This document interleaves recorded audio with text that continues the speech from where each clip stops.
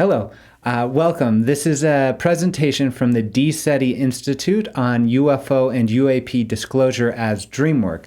D-SETI stands for the Dream Search for Extraterrestrial Intelligence. It is an institute very similar in motivation to the SETI Institute, but it is based on slightly different foundational hypotheses as to the search for extraterrestrial intelligence. The foundational hypotheses of D-SETI are that we already have signal for extraterrestrial communication as expressed through the overwhelming testimony of reputable citizens. We have calculable probabilities for contact through dreams, which indicate that anyone can have contact given lucid dream training, and that we can have instantaneous communication with extraterrestrials based upon the non-local qualities of psi phenomena as expressed through psionic dreaming. So this presentation is all about UFO disclosure as Dreamwork. So the hypothesis and the premise that I'm putting forward here is that any engagement of UFO investigations or any communication of information here is actually dream work. It is not dissemination of information. It is not science like we think of objective science. I say it's actually dream work, and therefore it needs to be upheld as dream work according to ethical principles. And the reasons why I say this are covered in the presentation, and I'll just give an overview here. So we know that dreams are not just dreams. So they're not fantasies. They are the source of scientific discoveries. When we look to indigenous practices, we see that dreams and dreamers actually define the worldview, which we understand in some way to define our consensus reality. And we also know that dreams are psionic in nature, albeit weak psionic activities. So we see that there is weak yet significantly more than chance signal that dreams are actually psionic. So we think that UAP sightings are dreamlike in nature, that dreams are the best way to understand them. And the reason why is because half of all alien and UFO encounters happen in sleep and dream state. Most UFO sightings happen during bedtime. They are phenomenal. The UAP sightings are phenomenologically similar via bizarreness and high strangeness factors. So UFO sightings are highly strange, dreams are highly bizarre in the same ways. There are significant anecdotal evidence that many people think of their UAP contact or UFO sightings as dreams, and that we know that 6.5% of people report dreaming of UFOs. So if it's the case that UAP sightings or UFO sightings may be best understood as dreamlike in nature, then what? Well, they must be studied in an integral and holistic way. Then we must understand that the dreamer or the experiencer is the decision maker of the significance of that experience. And therefore, any scientific or political effort to understand phenomena that does not involve the dreamer or the experiencer is unethical. And so that's the premise here. I'd like to spell that out for you in quotes and references and things like that. So dreams are triggering. This is really important to know. Dreams and ET contact are highly strange and bizarre. The materialist worldview doesn't really know how to handle dreams, even though dreams are the source of that worldview, of the Cartesian worldview. Dreams are the source of that, but it doesn't know how to handle dreams, and therefore it might be triggering to you if you hold a Cartesian materialist worldview. Also, you may have had ET or UFO dreams that you're ignoring, and that this presentation is talking about, let's give some more credence to our dreams, see what's there, and therefore, if you've had these experiences, your worldview might be invited to shake up a little bit. So I invite you to consider if this is important for you or if this is a triggering thing. If it is, I would invite you to proceed with caution. I would invite anyone actually hearing this to continue on in this experience, primarily because it's one of the most important things we can do is to reclaim our power as experiencers and dreamers of this world, and not listen to outside forces that are demonstrably manipulative and unethical, especially with regards to UFO and UAP disclosure. So dreams are real. So they are the source oftentimes of Nobel Prize winning scientific discoveries. The benzene molecule was discovered by way of a dream. Niels Bohr saw the structure of the atom before he conceptualized it in science through dreams. Mendeleev received insight about the periodic table in his dreams, and René Descartes was inspired by a series of 3 dreams to develop the scientific method. So these are strictly just in the last several hundred years, very potent examples of how dreams literally and truly define our world through defining our scientific epistemologies. They inspire them.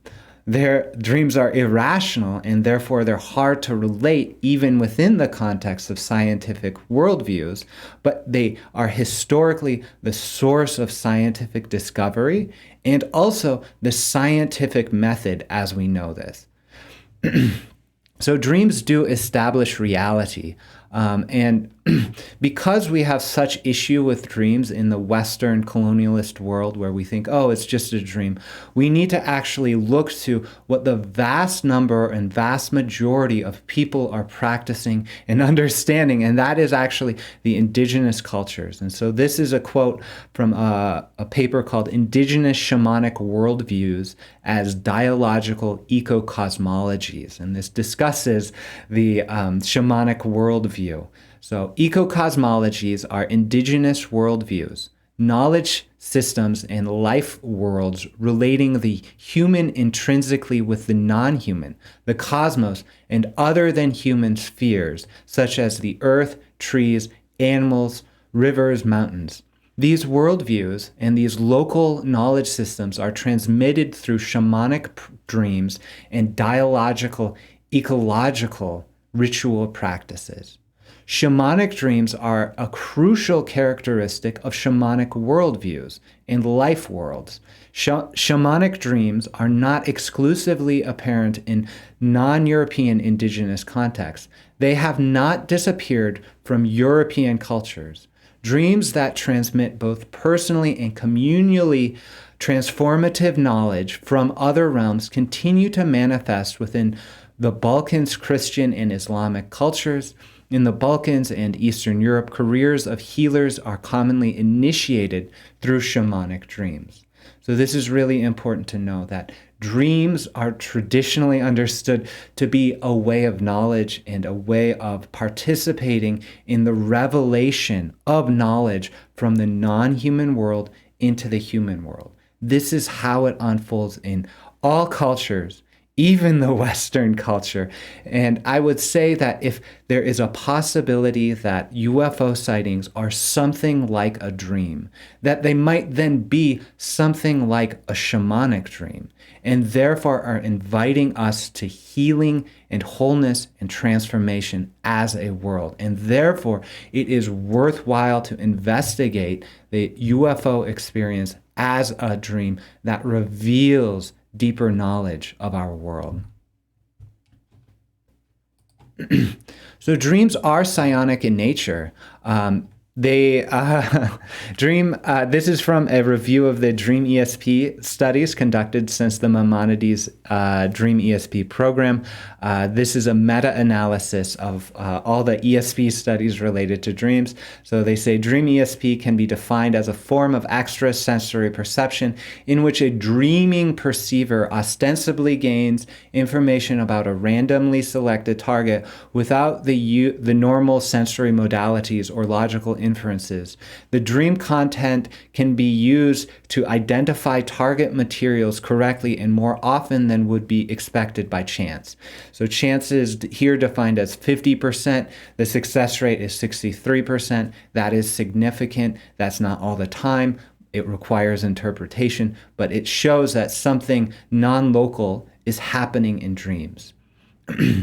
So, now, exotic dreams are not uncommon. So, in a study of 1,666 from a representative sample, Kribner and Faith classified 8.1% of those as exotic dreams, meaning they are creative, lucid, healing dreams, dreams within dreams, out-of-body, telepathic, mutual or shared dreams, clairvoyant, precognitive, past life, initiation, and visitation dreams. The visitation category here applied to 1.1% of the sample and includes visits from human spirits and from ETs so long as they had a meaningful message for the dream. So here I'm showing that dreams are not just dreams, right? Dream ESP is real, and that about 8% of dreams have a quality of psionic capacity. What that means requires interpretation, but it's showing the vast size and potency of dreams being a way of knowledge. And by the way, these samples from these papers come generally from the Western materialist culture. So these are not surveys of shamanic cultures per se. They are surveys of people who believe dreams to be just dreams, that sort of thing. So I want to talk how UFOs and UAPs are dreamlike in nature. And we know that approximately half of alien and UFO encounters involve sleep, dreams, relaxation, and sleep paralysis. And this is from a recent paper called Emulating Alien and UFO Encounters in REM Sleep. About half of our reports involve the sort of sleep and dream phenomenon. And then another fact is that most of the UFO sightings happen during bedtime. So in the United States, 72.6% of UFO sightings reports generally occur between the hours of 4 p.m. and midnight, with a peak between 9 to 10 p.m. In essence, bedtime, or that last smoke outside or walking the dog. The hours between midnight and 4 p.m. represent 27% of a typical day's UFO sighting. We've noted that after about 5 a.m., the daily UFO sighting volume is relatively flat, about 12% of peak hours. And that's from Costa and Costa, who put out the UFO sighting desk reference of the United States. So from John Mack, who was a Harvard psychiatrist commissioned by the U.S. government to investigate the credibility of pilot witnesses of UFOs, he says that dreams are often misunderstood, or ET contact is often misunderstood as dreams. So experiencers who testify to ET contact often report thinking of their experiences initially as dreams. There seems to be several reasons for thinking of ET contact like a dream. And this is a paraphrase of the introduction of the book Abduction by John Mack. So there is the repression of the trauma. And so one way to think of these traumatic experiences, which are traumatic, sometimes the ET contact or UFO sightings are surprising, is to think of it like a dream. So one principle here is the avoidance of ontological shock, understanding that when we receive experiences that break us out of our worldview, we have an experience that is shocking. It's ontologically shocking. It's shocking to the very essence of our being because we are shifting how we understand reality. And then the final factor here I'll point out is the similarity of the high strangeness of UFO sightings with REM sleep bizarreness factors. So dreams are highly bizarre, UFO sightings are highly strange. Therefore, the thing that makes sense to a lot of people is that highly strange events must have been like a REM dream, like a REM rapid eye movement dream. So these are highly bizarre dreams that everybody has, the rate of about 3 to 4 a night. They're similar, so it must be a dream, basically, is what the conclusions are.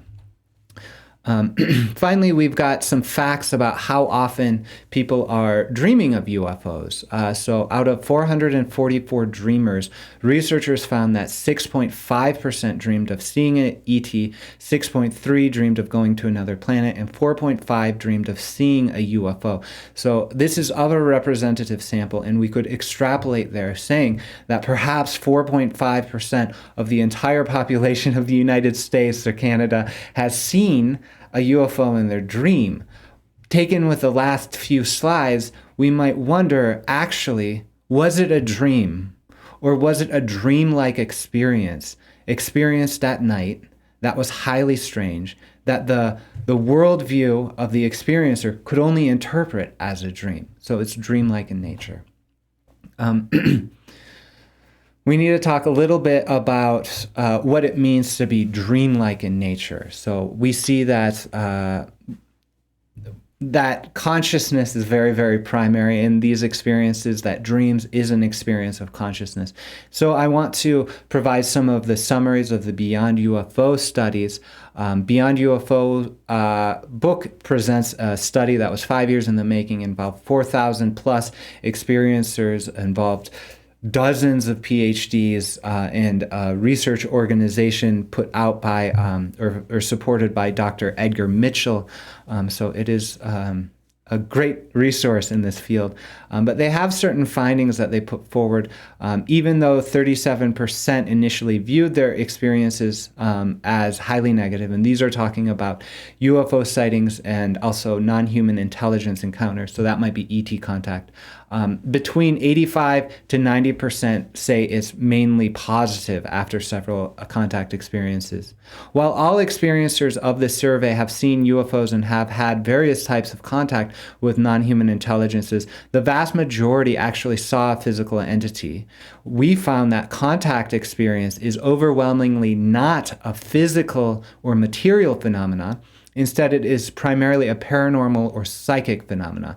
And we'll see this aspect be reflected or mirrored in the work of Jacques Vallée in talking about the high strangeness, which is going to be crucial to bridging the conceptual gap between the UFO sightings and dream experience. So the contact experience is an overwhelmingly positive, transformative experience. For the vast majority, you start as a caterpillar and finish as a butterfly, even though a small percentage are still traumatized by the experience. And contact involves a manipulation of space-time, and this in turn leads one to hypothesize that this non-human intelligence might be multidimensional.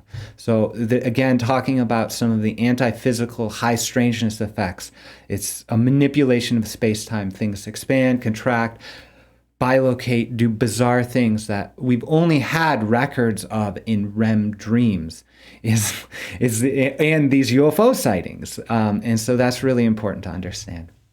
So Jacques Vallée is one of the most well-respected and famous researchers in UFO. You may be familiar with the character Lacombe in Close Encounters of the Third Kind, directed by Steven Spielberg. He was the inspiration, and he, interestingly, has done a tremendous amount of research into UFO encounters and have come to the conclusion that they may not be extraterrestrial visitors, but might be something else.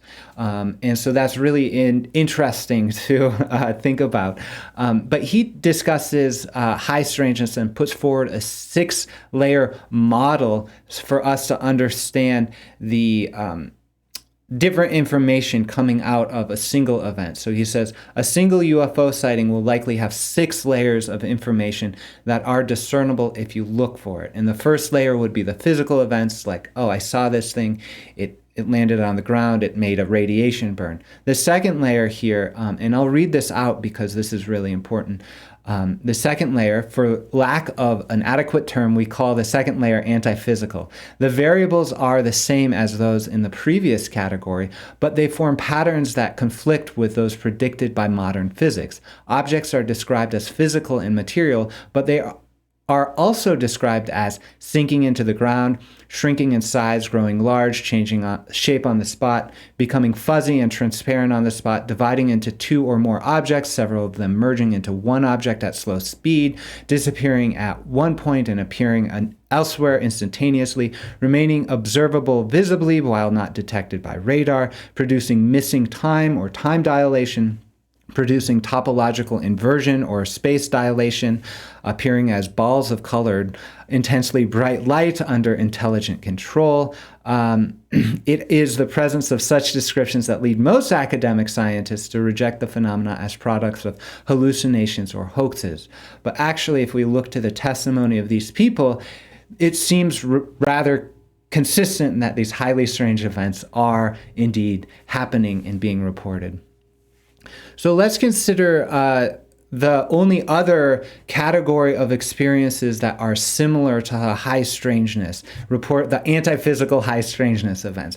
What are those types of experience? Well, they are REM dreams. REM dreams are highly bizarre in the same exact phenomenological way that UFO sightings are highly strange, right? So there are dozens of scales, scientific scales, to measure bizarreness of dreams. And I'll just read from this the review paper, Dream Bizarreness Reconsidered, and they put forward several different scales related to bizarreness, dream content scales.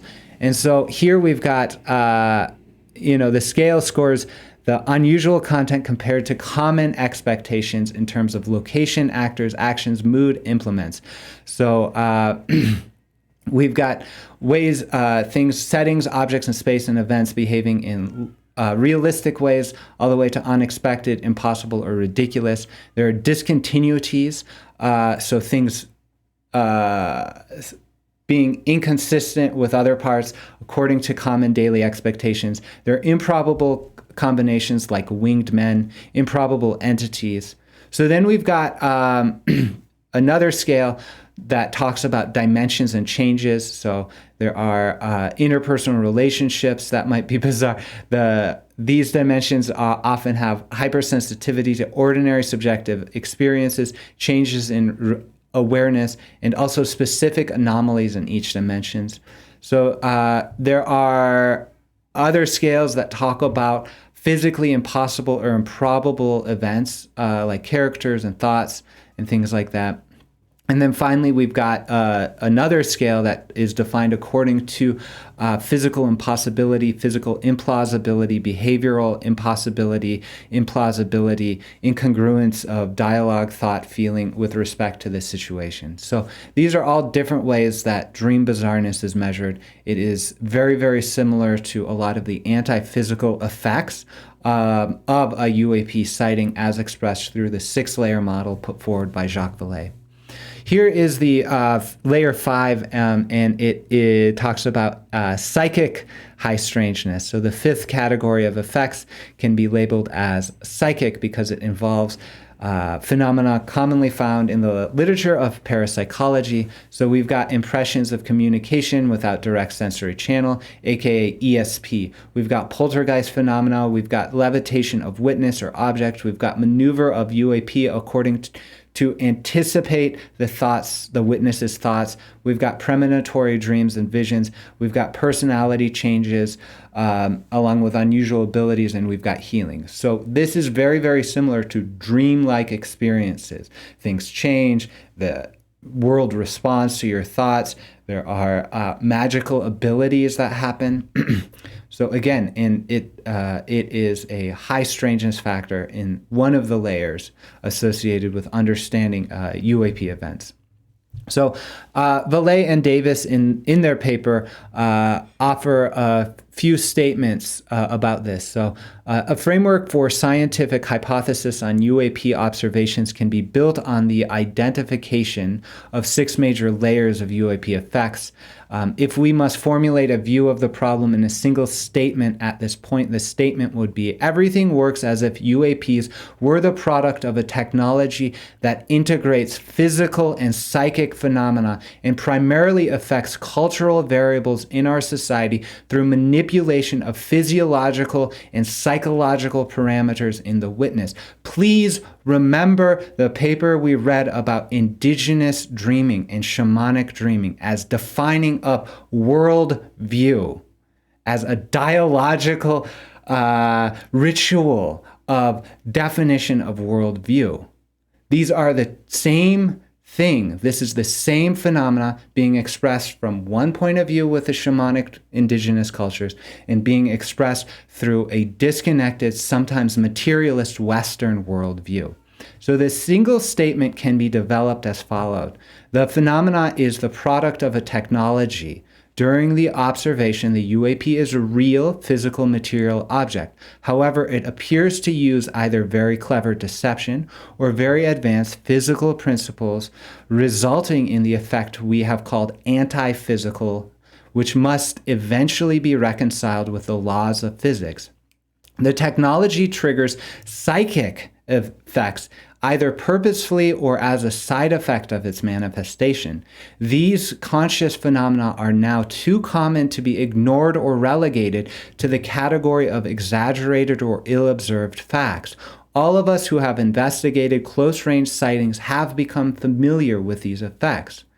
The purpose of the technology may be cultural manipulation, possibly but not necessarily under the control of a form of non-human intelligence, in which case the physiological and psychological effects are a means to that end. But the parapsychologist with a Jungian framework may argue that the human collective unconscious is also a potential source of such effects without the need to invoke alien intervention. So again, we are talking about experiences that are highly bizarre, highly strange, that define a worldview. This is the conclusion of Jacques Vallée, right? This is phenomenologically the same as a shamanic dream that defines a worldview for a tribal culture. So we have seen that UFO sightings frequently happen at bed, like dreams. They are initially understood as dreams. They are highly strange in the same way that dreams are highly bizarre. They involve quantum-style effects of consciousness, just like dreams, and they involve psionic effects, just like dreams. Therefore, UFO sightings may be best understood to be dreamlike in nature. Therefore, UFO sightings may be best understood to be dreamlike in nature. If UFOs are dreamlike in nature, so what? I would invite you not to forget that dreams are real, that dreams define reality, that dreams are a source of scientific progress, and that dreams are actually psionic in nature, meaning they are equivalent to or similar to our sensory perceptions of the world. They are an actual means of knowledge. Therefore, UFOs may invite us to define our reality through worldview. They may be inviting us to scientific progress, and they may be also inviting us to psionic communication between civilizations, like ET civilizations, or with the collective unconscious or these archetypes or whoever are the UFO occupants. We are invited to psionic communication with them that will lead to scientific progress and also help define our reality. So how do we study dreams? So dreams are not strictly an objective or repeatable phenomenon like physics. This is why it's really hard to talk about dreams in the context of materialist Newtonian science. However, physics in the expression of quantum physics understands consciousness to be an ontological principle, just like in dreams.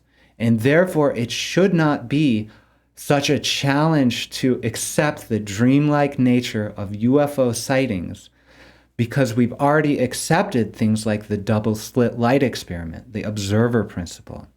Dreams might be studied subjectively through personal experience, objectively through laboratory studies and content analysis of dream reports, interpersonally through dream work, meaning you're working with somebody else, and collectively through dream sharing.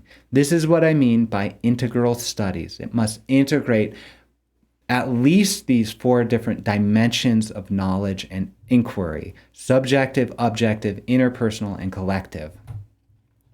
So I want to talk a little bit about the non-dual ways of knowing. So how do we study these things? Well, let's actually look to the work of John Mack, who is a Harvard-educated psychiatrist who worked with this stuff on the request of the US government to verify whether or not pilots are sane in reporting their UFO findings. And so he says, epistemological questions, especially those concerning consciousness as an instrument of knowing, will be with us throughout this book. In this work, as in any clinically sound investigation, the psyche of the investigator, or more accurately, the interaction of the psyches of the client and the clinician, is the means of gaining knowledge. But it must then be noted that although we analyze and formulate as objectively as possible afterwards, the original information was obtained non-dualistically, i.e., through the intersubjective unfolding of the investigator-abductee interaction. Thus, experience, the reporting of that experience, and the receiving of that experience through the psyche of the investigator are, in the absence of physical verification, sufficiently robust to satisfy scientific requirements of proof. There is physical evidence, but not proof. The only way that we can know about abductions. So he's saying working with dream-like experiences here in an intersubjective, interpersonal, non-dualistic way is the way of knowledge that will provide proof for a scientific inquiry. So how do we do that? What does that look like? Are there implications about seeing UFO sightings, investigating UFO sightings as dream work? There are, actually, and I would put forward this ethical principle. This is read from the International Association of the Study of Dreams. The IASD celebrates the many benefits of dream work, yet recognizes that there are potential risks. IASD supports an approach to dream work and dream sharing that respects the dreamer's dignity and integrity, and which recognizes the dreamer as the decision maker regarding the significance of the dream. Systems of dream work that assign authority or knowledge of the dream's meaning to someone other than the dreamer can be misleading, incorrect, or harmful. Ethical dream work helps the dreamer work with his or her own dream images, feelings, associations, and guides the dreamer to a more fully experience, appreciate, and understand the dream. Every dream may have multiple meanings, and different techniques may be reasonably employed to touch these multiple layers of significance. Please remember there are multiple layers of significance to UFO sightings as put forward by one of the most prominent UFO investigators, Jacques Vallée. 6 layers of meaning that may be attributed to a UFO sighting. Several of those deal with the psychical or the collective implications of those sightings. Similarly, with dreams, we have multiple layers of significance. It's an ethical principle to, however, respect the dreamer as the decision maker of the significance of the dream. And this is really important.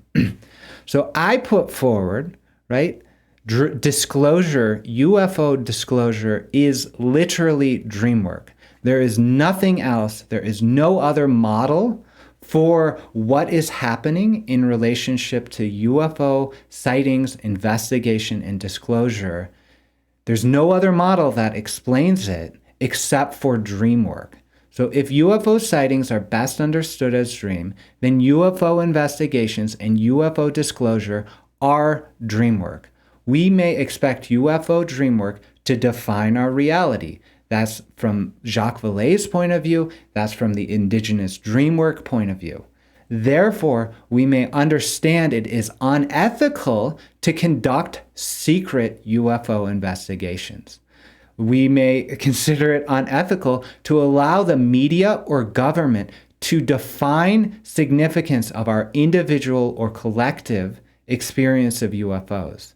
It is unethical to allow media or government to define the significance of our individual or collective UFO experience, especially when based upon secret investigations, because you, I, and everyone here are actually the only decision makers as to the significance of the experience. The experiencer is, not people in Congress, not the Pentagon, not the secret investigators, but you and I and anyone who has had experiences related to UFOs or dreams.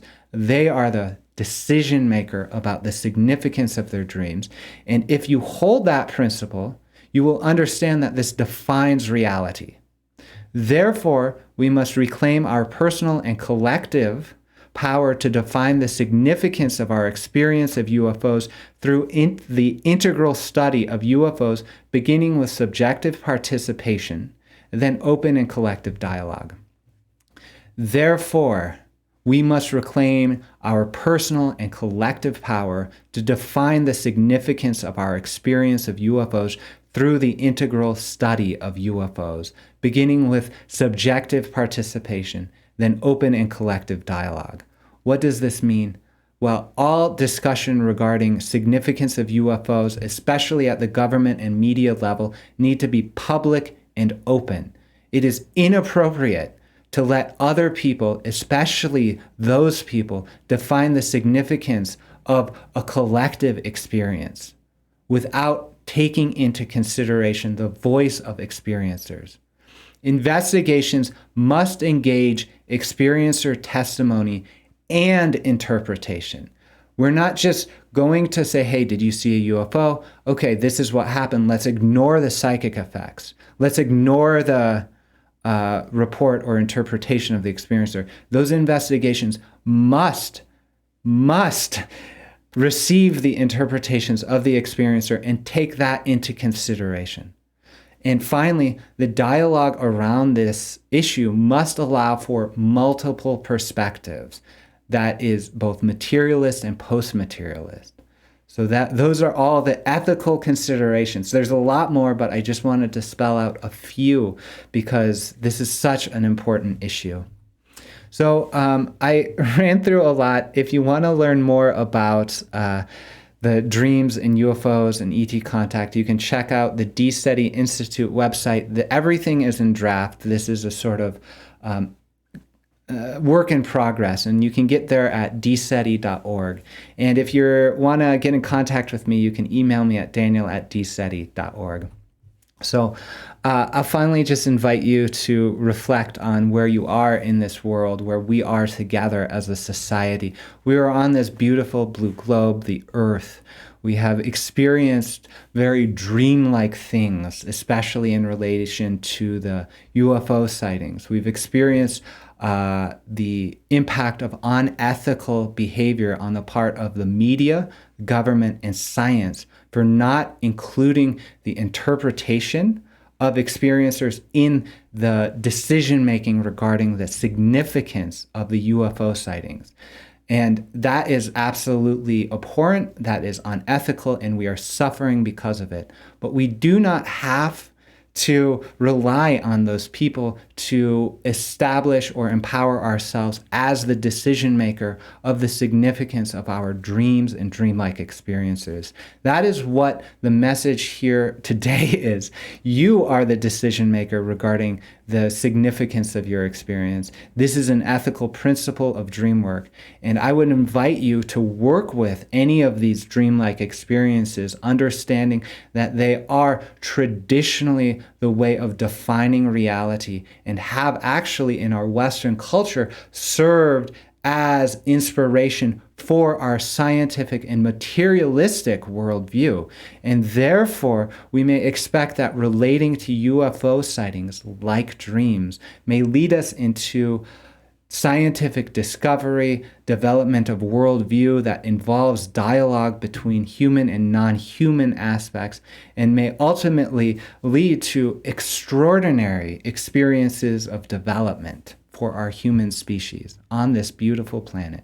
Thank you for the courage it has taken to explore this topic with me, and I just want to say thank you on behalf of the Earth as well for doing this. May you dream well.